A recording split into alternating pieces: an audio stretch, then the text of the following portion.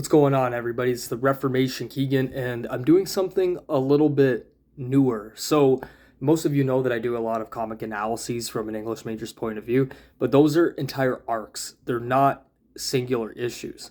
One of the things that I'm going to do, because one, time constraints, and two, because I think it is a really cool project to try to launch, is to analyze one shot stories.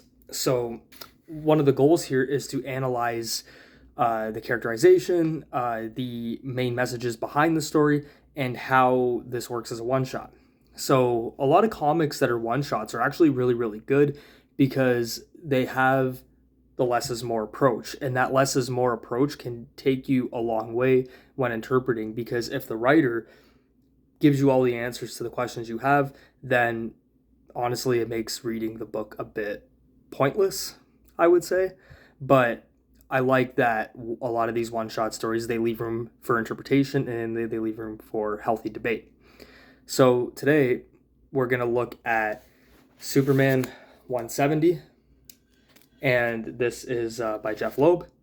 So Jeff Loeb is one of my favorite writers, as many of you know, and if you have watched any of my videos on past analyses of comics, a lot of these include Jeff Loeb's writing.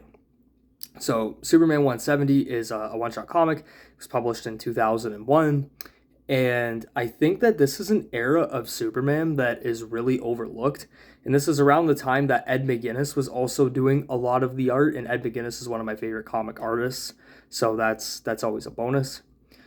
So one of the goals here is I'm going to try to keep the analysis short. Even though I could do longer analyses, even on one-shot comics, I think this is one that's going to go a bit shorter, and that's easier for you guys to watch, and it's also easier for me in a lot of ways, because then I won't go on a tangent and won't ramble.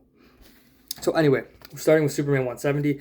First of all, I really like the cover of Krypto here, and this is actually a cover that I think is deceiving, and I wonder if this is done deliberately, because we don't often think of Krypto as this aggressive dog. We think of Krypto as this dog that is powerful, but also very loyal, very loving, and very caring. And this version of Krypto looks almost like he's under red kryptonite in a lot of ways. So if you watch Smallville, you'll know what I'm talking about. And if you've read any of Josh Williamson's recent Superman run, you'll also know what I'm talking about. So one of the things here is a good conflict that is present. And what I mean by that is the conflict here is Mongul. There's also a female version of Mongul as well. And Mongul is one of the most overlooked villains, I think, in all of comics ever, and one of Superman's best rivals. So Mongul is here, and he's causing a disturbance, and then this disturbance ultimately leads to a theme of a moral dilemma. And here's the moral dilemma. Krypto in this bites Mongul's throat in order to protect Lois. And he's protecting Lois from Mongul. So really, Krypto is fulfilling his duty as a guard dog. Except this is a very overpowered guard dog, right? As we know. So one of the things that I really like about this particular issue 170 is you have captions of Krypto, of the narrator saying Krypto is a good dog and Krypto is this and Krypto is that, because when it leads to Krypto being more aggressive, it's almost a surprise to the reader, almost like an epiphany moment where the reader did not know that Krypto was capable of this type of strength and this type of ferocity, but as they say, looks are deceiving. So I think that was really well done, and he protects Lois from Mongul. However, that's not the main part of this. This is only one part. This is almost the prefix, because if we're going to look at this as a sentence or even as a term, the suffix of this is Clark sends Krypto to the fortress almost as a form of punishment for biting Mongul and attacking Mongul the way that he has. So Krypto is loyal, but he doesn't know his own strength. So Clark feels that he has the responsibility to put Krypto in the fortress to educate him. And I think this is really interesting because I heard people say that they found that this made Clark unlikable.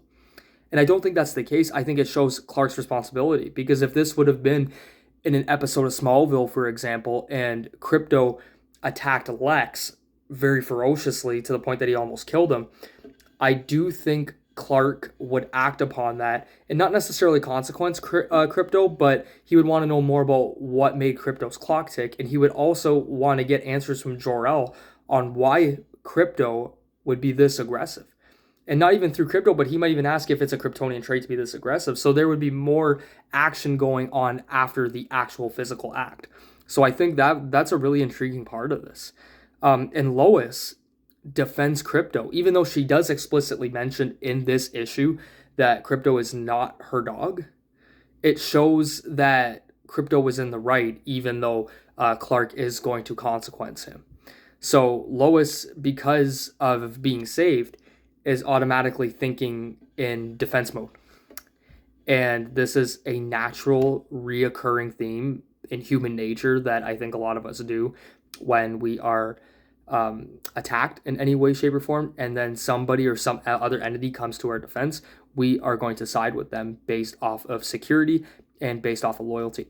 So really, humans and dogs in this are extremely loyal entities, and humans are often described as disloyal, but Lois's characterization in Superman 170 is the exact opposite, showing that it actually isn't human nature to be loyal to something that is loyal to you first. So I found 170 to be a really, really intriguing story. I really liked the messages that this conveyed.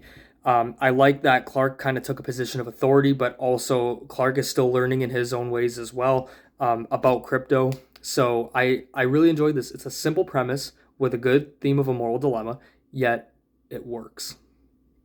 So that's basically my mini analysis of Superman 170.